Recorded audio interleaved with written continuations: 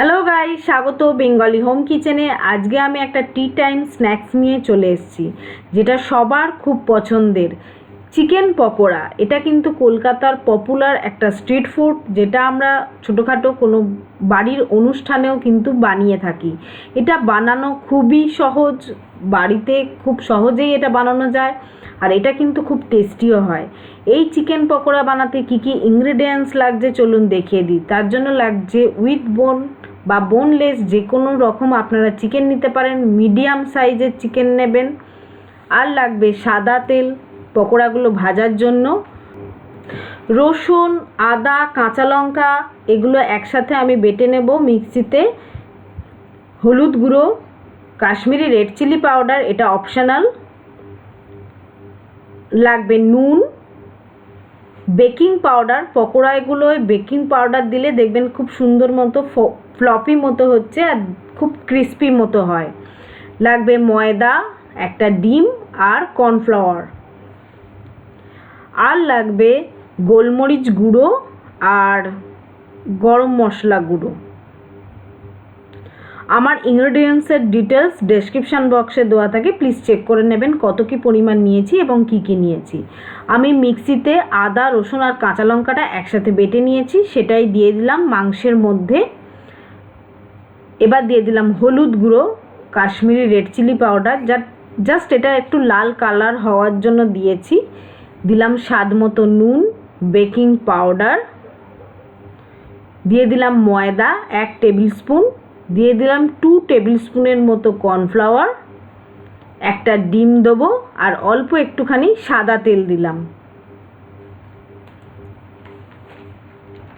একটুখানি দিলাম গোলমরিচ গুঁড়ো, ঝালটা অবশ্যই আপনাদের টেস্ট অনুযায়ী দেবেন। আর দিয়ে দিলাম গরম মশলা গুঁড়ো, দিয়ে ভালো করে একটু মিক্সড করার পর দিয়ে দেবো ডিমটা। আমি এখানে একটা ডিম দিয়েছি, এই পরিমাণ করেছি বলে আপনারা যত পরিমাণ বাড়াবেন সেই পরিমাণ কিন্তু ডিমটাও বাড়াতে থাকবেন, যেন ব্যাটারটা এরম ঘন মতো হয়। আর এতে কোনো জল ইউজ করবেন না, ডিমটা দিয়েই মাখতে হবে।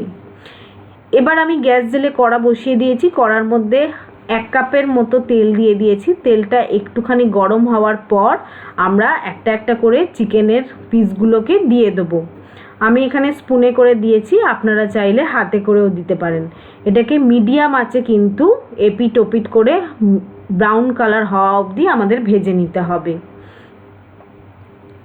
অবশ্যই কিন্তু মিডিয়াম আঁচে ভাজবেন, কারণ যাতে ভেতর অবধি আমাদের কুক হয় চিকেনগুলো খুব ভালোভাবে, নাহলে ওপরটা পুড়ে যাবে আর চিকেনটা শক্ত থেকে যাবে, কাঁচা থেকে যাবে।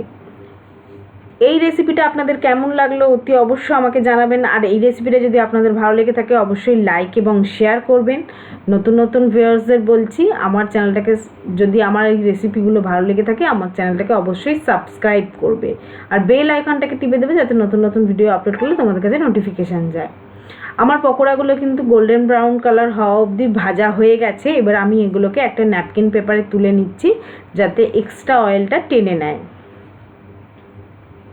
তোমরা তোমাদের পছন্দ মতো পকোড়াগুলো ভেজে নেবে, যেরকম তোমরা খেতে ভালোবাসো।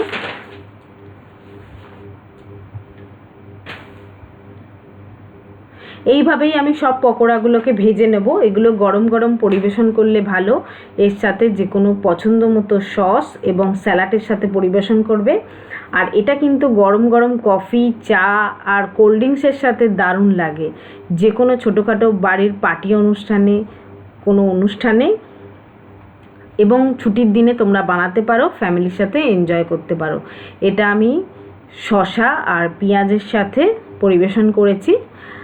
অবশ্যই জানিও আমার এই রেসিপিটা তোমাদের কেমন লাগলো। তাহলে আজকের মতো এখানেই শেষ করলাম। টাটা বন্ধুরা, সবাই আপনারা ভালো থাকবেন, সুস্থ থাকবেন। আমি ওপর থেকে চাট মশলা ছড়িয়ে পরিবেশন করেছি। চাট মশলা ওপর থেকে ছড়িয়ে দিলে কিন্তু দারুণ লাগে, একবার টেস্ট করে দেখতে পারেন।